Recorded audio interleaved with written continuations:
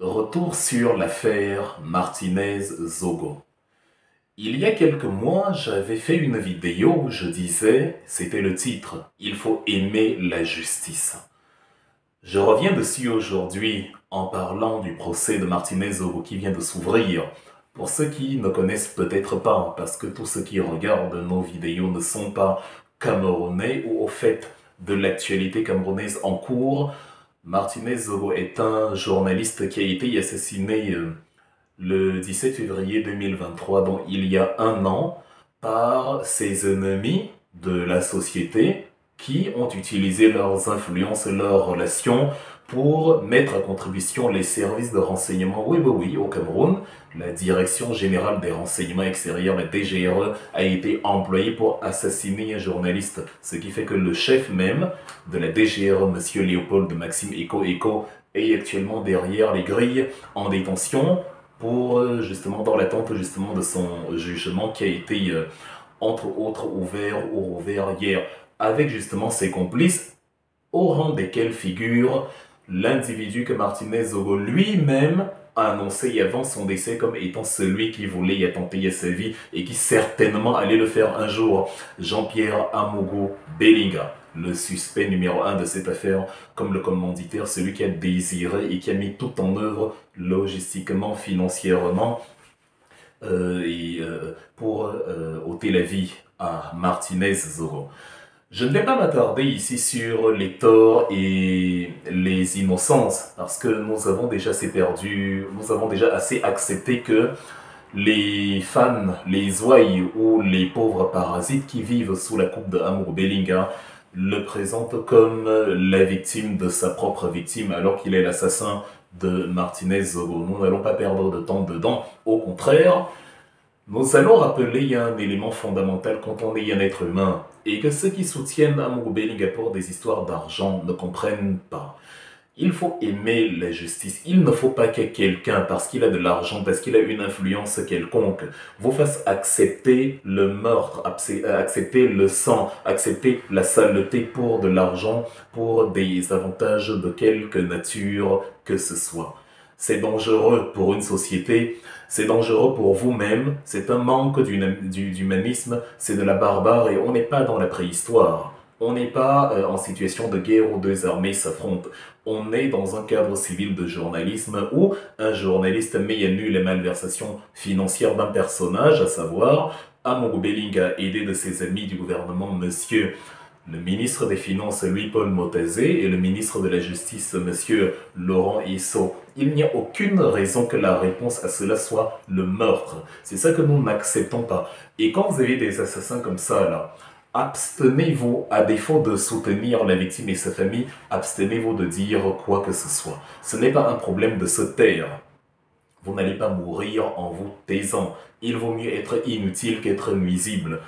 Lorsque Martinez-Zogo se fait capturer, vous avez des gens qui vous disent que non, Martinez-Zogo, en fait, il n'est même pas décédé, il n'est même pas arrêté, il n'est même pas kidnappé, il n'est même pas en train de se faire torturer. Il est très certainement en train de manger du bois, en train de se mettre bien quelque part, en train de déguster un bon repas, alors que le pays tout entier, tous les Camerounais sérieux, sont en train de chercher Amour Bellinga et envisagent le pire, sont en train de chercher Martinez-Zogo et envisagent le pire parce que Martinez-Zogo disait que Amour Bellinga veut attenter à ma vie, il va certainement m'assassiner et Martinez-Zogo disparaît pendant plusieurs jours, forcément, sachant que ce qu'il disait n'était pas de la rigolade et que c'était très sérieux, forcément, il est actuellement dans de sales draps, on est en train d'essayer, on est en train de l'assassiner à l'instant même. Et les jours suivants, la découverte du corps de Martinez à Ibogo 3 au bord de la chaussée nous a confirmé les craintes que nous avions. Mais pendant ce temps, des gens vous expliquaient que non, ne vous en faites pas, il n'en est rien. Martinez-Zogo, c'est un faussaire, c'est un farceur qui a certainement simulé sa propre mort ou qui s'est tué lui-même, enterré lui-même, mais qui va ressusciter le troisième ou le cinquième jour comme un prophète ou un messie ou je ne sais quoi, et on va se rendre compte que non, en fait, il était en train de boire du vin blanc. On ne sait pas. Quelles sont les forces obscures qui ont animé les Camerounais à sortir des débilités pareilles alors que nous cherchons sérieusement un humain qui se retrouve en danger et qui est en train d'implorer certainement le ciel en ce moment pour que des secours viennent justement l'aider. Deuxième élément, lorsque Martinez, d'après les rapports d'enquête, les premiers qui sont à notre disposition, lorsqu'il se rend dans sa fuite aux portes du commissariat pour demander secours aux gendarmes qui sont de garde justement cette nuit-là, plutôt que de venir d'intervenir et de l'aider, ils se barricadent devant des gendarmes qui à un moment donné ne peuvent plus sortir et ils ont peur à se demander qui doit assurer notre sécurité si les forces de l'ordre elles-mêmes qui sont souvent promptes à museler les opposants, à arrêter 10 opposants politiques en même temps et à leur dire qu'on va leur faire vivre le pire dans les géoles du secrétariat d'État à la Défense, les mêmes gendarmes, pour maintenant sécuriser un humain qui est en réel danger parce qu'il y a des gens qui veulent l'assassiner. Non, ils ne sont pas là. Martinez a beau crier, il a beau appeler à l'aide, il a beau dire on veut m'assassiner au vu et au su de tout le monde à la tombée de cette nuit-là, cette triste nuit du 17 janvier 2023, comme par hasard le même jour qu'un certain Lumumba. On a toujours des gens qui, sans défense, se font tuer par, voilà, des gens qui se présentent par mille, comme les pharisiens de la Bible, avec des gourdins, des sabres, des chars, des épées, des armes, pour, voilà, museler un homme qui, physiquement, n'est pas si dangereux que cela. Donc, les gendarmes se barricadent. Par la suite, d'après ce qu'ils disent, ils viennent 3-5 minutes plus tard vérifier maintenant qu'est-ce qui s'est passé. Ils trouvent entre autres le véhicule de Martinez. Ils se rendent compte, d'après les témoignages qu'on leur dit, que bon, voilà, des hommes sont venus, ils ont arraché l'individu qui était dans la voiture, et voilà. Plus tard, dans la foulée, on identifie le véhicule comme étant celui de Martinez Zogo. Donc, au plus tard, au matin du 18 janvier, on savait déjà que Martinez Zogo a été capturé, a été assassiné, a été en tout cas capturé. Mais pendant que le pays tout entier cherche Martinez Zogo, on explique que non, il boit du vin blanc, pendant qu'on a entendu Martinez dire on veut m'assassiner, le ministre de la Communication, M. René Emmanuel Sadi, celui qui a été capable de porter plainte contre Maurice Kamto depuis le Cameroun, qui a deviné que c'est Maurice Kamto qui, depuis le Cameroun, a ordonné en 2019 aux activistes de la diaspora de prendre d'assaut les ambassades, alors que ces activistes-là protestaient contre justement la violence et la répression policière au pays pendant les marches du 26 janvier. Donc, M. Emmanuel Sadi, qui savait, sans être en Europe, sans être à Paris ou à Berlin, il était au courant de qui a organisé les actes de vandalisme dans les ambassades à Paris ou à Berlin. Il ne savait subitement plus ce qui se passait dans son pays, lui, membre du gouvernement. On nous dit que Paul Biya est l'homme le plus informé du Cameroun, mais pendant 3-4 jours, Emmanuel Sadi n'a rien dit. Il vient quelques jours avant la découverte du corps de Martinez Zogo dire que bon, on est en train de le chercher, on ne sait pas où il se trouve, il a disparu. Et il précise en bas quand même que bon, au demeurant, le ministère de la Communication exhorte les journalistes à mener leurs activités blablabla selon la déontologie journalistique. Donc en gros, vous les journalistes, si vous avez un riche homme d'affaires comme Amogo Bellinga et que vous découvrez qu'il a volé, parce qu'il n'est pas un opérateur économique, c'est pas un homme d'affaires, c'est un bandit qui a bénéficié de l'argent public offert par le ministre de la Défense et avec le concours de son ami, par le ministre des Finances et avec le concours de son ami, le ministre de la Justice, l'injuste ministre de la Justice, M. Laurent Hissot. Voilà, c'est comme ça qu'il a pu avoir l'argent dont il dispose, qui lui permet de vous dire je vais financer une bibliothèque pour Paul Biya à hauteur de 500 millions, je vais donner 25 millions pour ceci, je vais ouvrir Télé Sud là-bas, je vais ouvrir une antenne de Vision 4 en Centrafrique, je vais débloquer, je vais augmenter votre salaire, vous allez y avoir 10 millions ce mois-ci. Voilà, c'est pour ça qu'il peut balancer des chiffres comme ça alors qu'on ne voit pas substantiellement la valeur ajoutée qu'il a créée au Cameroun. Un prestataire de service ne devient pas millionnaire comme ça là, à part s'il a gagné justement, avec le concours des pouvoirs publics, un nombre incalculable de marchés. Mais quand vous voyez un individu comme ça et que vous le critiquez et que vous êtes journaliste, ne le critiquez pas, sinon vous allez mourir. Voilà ce que Emmanuel Sadi nous fait comprendre dans son communiqué. Donc en gros, il sait qu'on a arrêté, on a kidnappé, on a tué Martinez Zogo. Et il vous prévient déjà à l'avance que bon, quand vous allez découvrir son corps, ne soyez pas trop scandalisés parce que quelque part, il l'a bien cherché.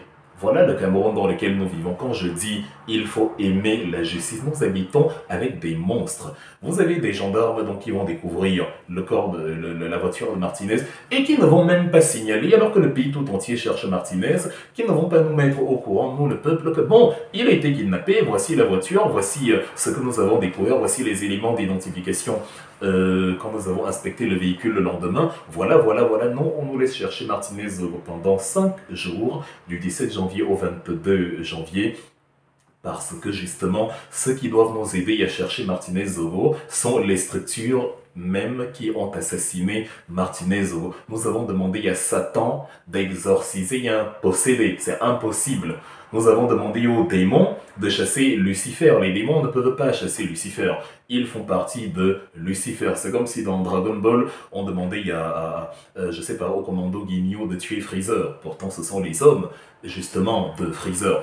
Donc, voilà l'absence de justice que nous avons dans notre pays. Des gens qui vous disent donc qu'ils buvaient du vin blanc, ils mangeaient le cobra, un morceau de chair, et voilà, ils se délectaient un bon morceau de serpent bien rôti, bien pimenté, voilà, et que c'était très bon, et qu'ils nous faisaient croire qu'il était mort. Des gens qui ne vous disent pas que voici la voiture de Martinez qu'on a découvert, et nous pensons qu'il effectivement a été kidnappé. Voici des gens qui nous laissent poireauter comme ça, et qui attendent qu'on découvre le corps par hasard, parce que les meurtriers de Martinez ont eu la gentillesse de poser le corps de Martinez au bord de la route, pour qu'on puisse le découvrir. Merci à eux, soit dit en passant. Vous avez donc par la suite des individus macabres comme Dieudonné et Somba, chroniqueur à Vision 4 à la télévision poubelle de Amogo Bellinga, qui distille le tribalisme avec la bienveillance des pouvoirs publics à longueur de journée et surtout de l'étendue du territoire camerounais. Dieudonné et Somba, avec tout ce qui est présent comme factualité sur l'identité du meurtrier de Martinez Zogo comme étant Amogo Bellinga, avec Martinez lui-même qui vous annonce que s'il m'arrive quelque chose, c'est Amogo Bellinga, avec Justin Danoué, le chef des opérations, qui vous dit que nous avons tué Martinez Zogo sur ordre de Amogo Bellinga. Monsieur Dieudonné Isomba a réussi à créer une liaison avec des histoires de tribus dans cette affaire. Il crée, c'est-à-dire il réussit, il parvient à réaliser l'exploit indicible de vous annoncer qu'en fait, ce sont les Bamileke. Oui, bien sûr, les Bamileke dont parlait le colonel Lamberton Jean en disant que le Cameroun s'avance vers l'indépendance avec un caillou dans la chaussure. Les Bamileke, la haine anti-Bamileke construite, qui est entretenue par les pouvoirs publics avec le concours de leurs frères du village qui pensent que comme on est du centre, c'est que nous avons le pouvoir et que pour garder le pouvoir, vu que c'est la seule chose que nous savons faire, nous devons empêcher que les Bamileke, qui sont des hommes d'affaires ou des commerçants qu'on a catalogués comme commerçants, viennent encore nous prendre le pouvoir politique. Monsieur Dieudonné Isomba crée donc sa petite fiction occulte pour vous annoncer que ce sont les Bamileke qui sont jaloux d'Amogo Bellinga et qui ont donc créé l'histoire selon laquelle Amogo Bellinga serait l'assassin de Martinez Zogo pour discréditer un opérateur économique qui pour une fois n'est pas de la région de l'Ouest, n'est pas Bamileke. Martinez Zogo, Arsène Salomon Bani Zogo n'est pas Bamileke, mais il critiquait, il a annoncé déjà qu'Amogo Bellinga, vous allez me tuer, c'est le seul moyen de m'arrêter, il faudra me tuer. Quand on retrouve dans le portable de Bruno Bidjan, le bras droit d'Amogo Bellinga, comme par hasard, la communication selon laquelle, voilà ce Martinez qui nous provoque. Quand nous allons nous occuper de lui, nous serons sans pitié. C'était en décembre 2022. Quelques jours, 20 jours exactement avant l'assassinat de Martinez. On était à la fin décembre 2022, le 28 décembre 2022, où Monsieur Bruno Bidjan dit, nous allons l'attraper, quand on va s'occuper de lui, on sera sans pitié. C'est ce qui se passe moins d'un mois plus tard. Et comme par hasard, celui qui a tué Martinez avec sa bande dit que c'est Amogo Bellinga qui nous a donné l'ordre. Comment vous voulez, avec de tels éléments, philosopher encore sur quoi que ce soit? Mais vous avez des gens qui vous disent que non, ce sont les Bamileke, parce que Amogo Bellinga les finance, parce que ce sont de misérables parasites qui ont besoin de manger et qui font de la genuflexion à un tueur, à Jack l'éventreur, parce qu'ils veulent continuer à manger, même si cela coûte la vie à un être humain. L'absence d'amour pour la justice, l'absence d'amour dans ce soupçon de pays qui est devenu le Cameroun sous Paul Biya.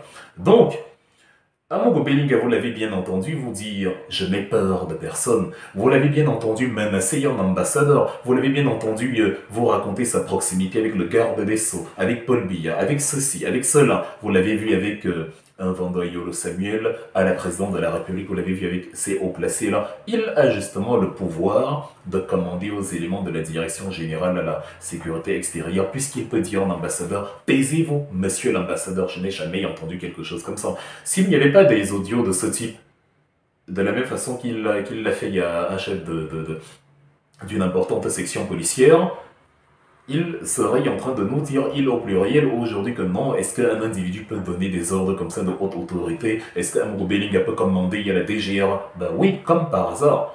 Heureusement que nous sommes à l'ère du numérique, on peut l'entendre dire à un ambassadeur, taisez-vous monsieur l'ambassadeur, à de hautes personnalités, d'hier comme aujourd'hui, je ne savais pas que tu pouvais me faire des coups, tu en payeras le prix, tais-toi, tu te tais quand je parle. Incroyable, même moi je ne parle pas comme ça à mes petits frères ou aux enfants. C'est incroyable, même aux enfants, parfois on dit, écoute, dis-moi ce que tu as à dire. Et quand on a fini de l'écouter, on dit, ah ok, là tu viens de dire une bêtise, maintenant écoute-moi. Mais lui, il dit à des personnes adultes, à des personnes haut placées, tu te tais quand je parle à un ambassadeur, taisez-vous, allez vous faire foutre, tu veux que je raccroche, il tue toi-même. C'est ça qui lui donne tous les éléments, montre le pouvoir qu'il a sur les hautes structures de la République, parce qu'il est soutenu par des gens que Martinez Oro lui-même désignait. Lui, Paul Motazé, ministre des Finances, entre autres. Laurent Esso, le garde des Sceaux. Amogo Belinga hier, Amogo Belinga aujourd'hui, Amogo Belinga demain. Le commanditaire de l'assassinat de Martinez Oro, il est le seul qui en bénéficie, il est celui que ça arrange, il est celui qui a été désigné par la victime elle-même, il est celui dont les principaux concernés, les principaux inculpés mentionnent le nom. Mais vous réussissez à nous dire que c'est une affaire de tribu parce qu'on n'a pas d'amour dans vos cœurs, parce que vous êtes prêts tout pour l'argent. Et quand vous êtes prêts tout pour l'argent, on a un autre type de sorcellerie qui est arrivé hier, lors de l'ouverture du procès du 25 mars. Bon, soit dit en passant, le procès a été renvoyé au 15 avril parce qu'on a complété pour des histoires de complément de liste. Le procès a été renvoyé. Vous avez monsieur Chongan qui dit, monsieur Chongan alias Chobolaka, qui vous annonce que on n'est même pas certain que le corps qui est à la morgue actuellement est le corps de Martinez Zogo, parce que vous savez, pour ceux qui ne sont pas camerounais, je le redis encore, Martinez Zogo n'a pas été enterré jusqu'à l'heure actuelle. Nous, le peuple camerounais, on refuse que Martinez Zogo soit enterré tant qu'une sentence définitive n'est prononcée envers ces gens-là. Ne cherchez pas le coupable de l'assassinat de Martinez ailleurs, ce sont ces gens-là. Ceux qui acceptent la diversion, les esprits faibles qu'on peut détourner de l'objectif vont encore perdre le temps à réfléchir.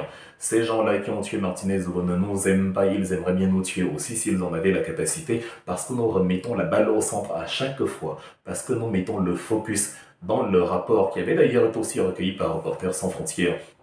Il y a un an, il y a des indications précises sur le déroulé de l'assassinat, la filature de 15 jours, où on avait un relais d'une quinzaine de personnes qui se relayaient pendant une dizaine de jours pour filer Martinez au assaut à l'université pour retracer ses mouvements, comment on est allé, comment on l'a capturé, comment on l'a amené, comment on l'a torturé, on a coupé l'oreille, je ne veux pas entrer dans les détails. En fait, vous allez trouver, quand vous cherchez tous les rapports disponibles de l'état de l'avancement des travaux jusqu'ici, sur ce qui est arrivé pendant cette période jusqu'à ce sinistre 17, janvier. Mais vous avez Maître Chongan qui vous dit que non, en fait, ce n'est même pas Martinez qui est là-bas. On n'est même pas sûr. Il a même l'outrecuidance d'élucubrer sur l'identité de Diane Zogo comme n'étant pas réellement la veuve de Martinez parce qu'il n'existerait pas un réel acte de mariage mondial et l'inhumanité. Le manque d'empathie dans l'être humain, vous voyez jusqu'où la barbarie peut aller parce qu'on soutient un idiot qui a de l'argent, un criminel qui a de l'argent. On se met à tirer sur une femme qui n'a pas encore fait le deuil de son mari, sur une femme qui a maintenant des orphelins parce qu'on a tué leur père pour rien. Vous lui mettez encore un pied dans le cœur en disant est-ce que tu es même sûr que tu es sa femme? Est-ce qu'il y a un acte de mariage? Est-ce que c'est même lui qui est là-bas? Vous savez, on a un pays de voyous, de banditisme chronique où on l'a vu sur le plan du football avec Wilfried Nathan-Douala, dont on nous dit qu'il a 17 ans.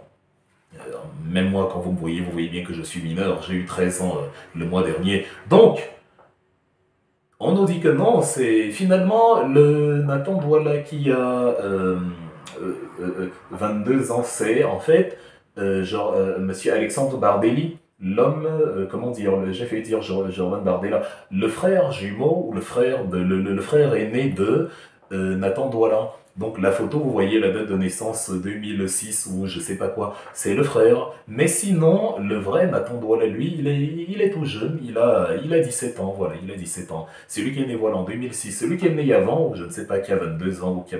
Bref, une histoire compliquée. Où on vous dit que non, ce que vous pensez là, à savoir, Nathan Douala a réduit son âge, ce n'est pas lui, c'est son jumeau. Ça, c'est quand, c'est son frère aîné.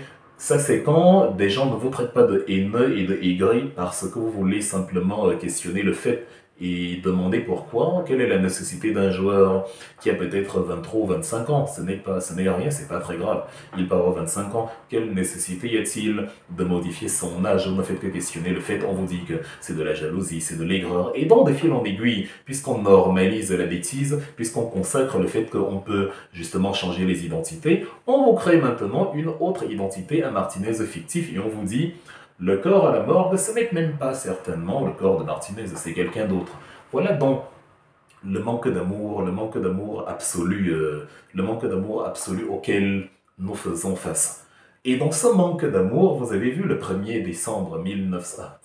Je pensais à un autre massacre, le 1er décembre 1944, les massacres de Tiaroy. Bon, pour commémorer les massacres de Tiaroy, dont la barbarie de Tiaroy contre les tirailleurs sénégalais, ourdis par l'armée française, Monsieur Sikati Kamo, alias Sikati Gombo, Sikati Argent, l'ancien inspecteur chargé de l'affaire, il sort un communiqué où il nous dit le 1er décembre 2023 que Maxime Eko et Amogo Belinga n'y sont pour rien dans cette affaire. Ils sont donc libres. S'il n'y a pas d'autres charges retenues contre eux, il faut les relâcher. Mon Dieu. Vous avez tous les éléments qui vous conduisent aux installations de Amogo Belinga, où se sont passées des séances de torture. Vous avez toutes les manipulations des visions 4 qui vous font croire qu'Amogo Belinga n'a pas été arrêté la nuit, il a été arrêté au CED, a conduit au CED avant de revenir. Vous avez Justin Banoué et toute la bande qui vous disent depuis le premier jour Amogo Belinga nous a payé, il nous a ordonné de filer, de capturer, de tuer Martinez Zogo.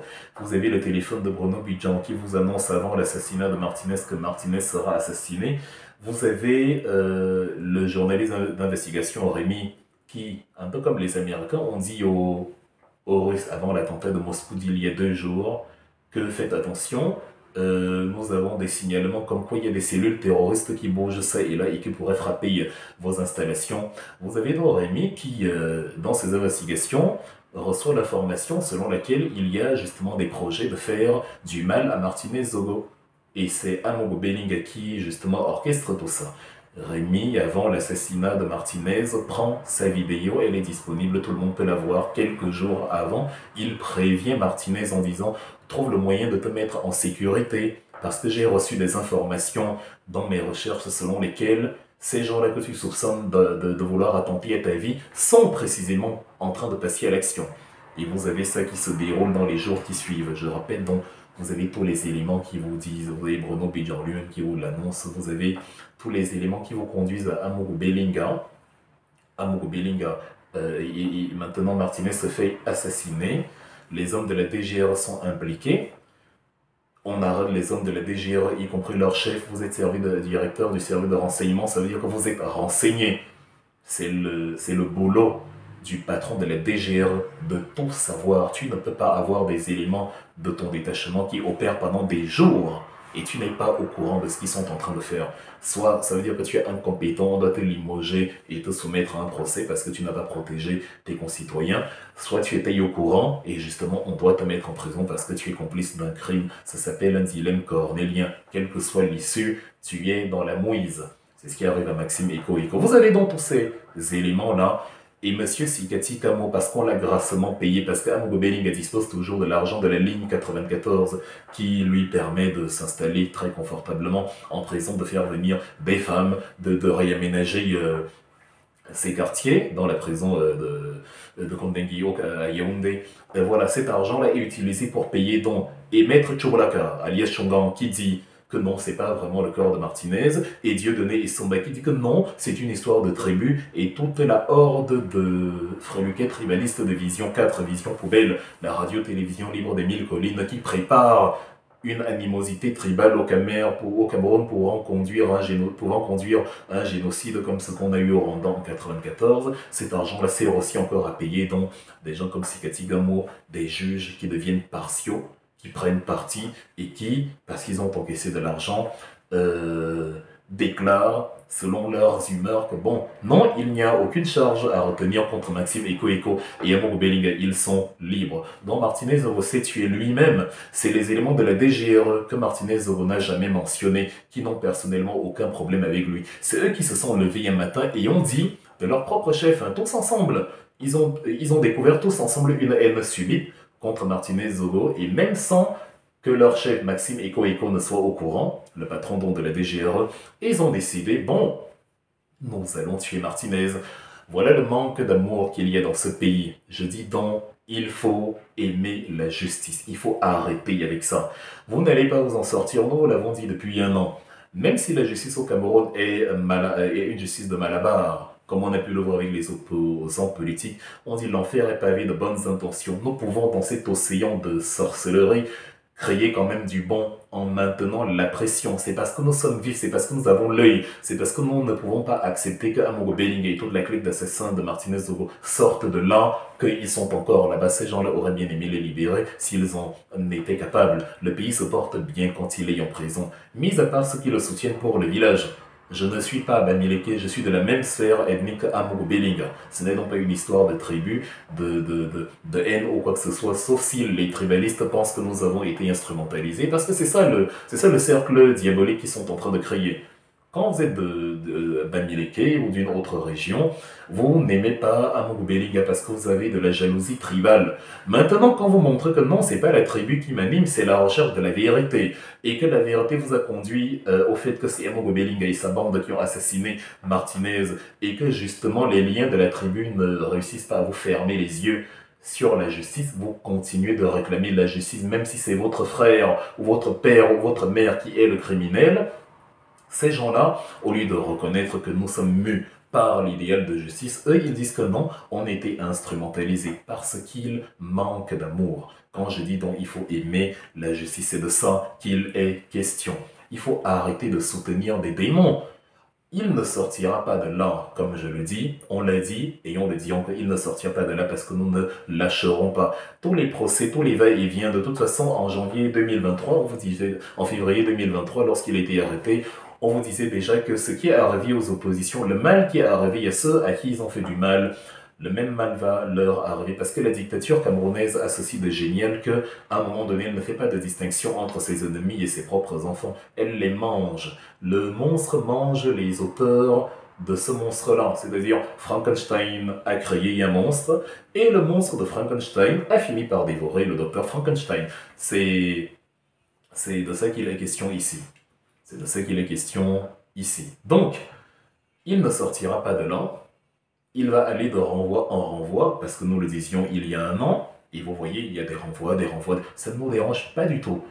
Mais tous les zigzags là, moi j'ai toujours conseillé, c'est le dernier acte d'amour que je peux faire envers Amogo Bellinga et tous ses fans, tous les fans de Jack Léventreur qui aiment les assassins, qui aiment les tueurs, qui aiment les meurtriers. Le conseil que j'ai toujours donné, c'est de dire, à partir de maintenant, dès aujourd'hui, de désormais à dorénavant, habituez-vous à ce qu'il ne sortira pas de là, parce qu'à force de caresser un espoir idiot d'une liberté qui n'arrivera plus jamais, vous ne trouverez pas la paix, parce que chaque fois vous allez espérer qu'il sera dehors. On a vu ces avocats qui ont demandé, comme ceux de Eko, une libération immédiate, mais vous êtes malade. Il y aura mi-libération immédiate, mi-libération provisoire, mi-soupçon de début de libération de quoi que ce soit.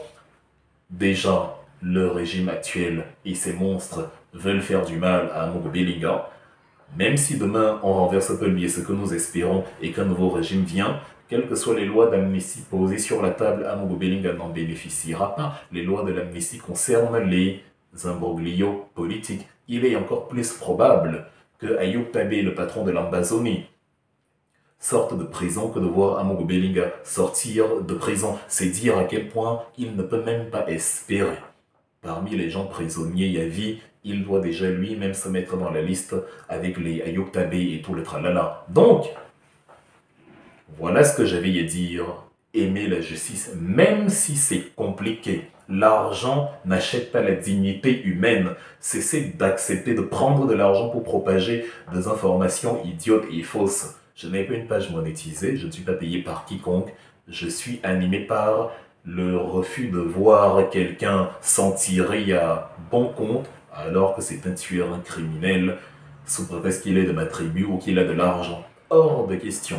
Il va rester là-bas. Et si même vous ne voulez pas rester prisonnier d'un espoir qui n'aura jamais de satisfaction, habituez-vous à ce qu'Amogo Bellinga ne sorte pas de là. Et pour ceux qui disent qu'il buvait le vin blanc, il n'a pas été arrêté, ou qui continuent de nous fabriquer des histoires parallèles pour nous divertir et nous distraire de la réalité du fait, sachez que vous n'êtes pas si caché que ce que vous croyez être. Vous aussi, tôt ou tard, la justice va vous rattraper. Non, on n'assassine pas les gens, mais je dis que ceux qui soutiennent les criminels aujourd'hui, et qui, parce qu'ils ont perçu de l'argent, créent des versions alternatives pour nous dire à chaque fois « ce n'est pas Martinez ici, il était poursuivi là-bas, c'était plutôt ça, en fait, il mangeait le coquille ».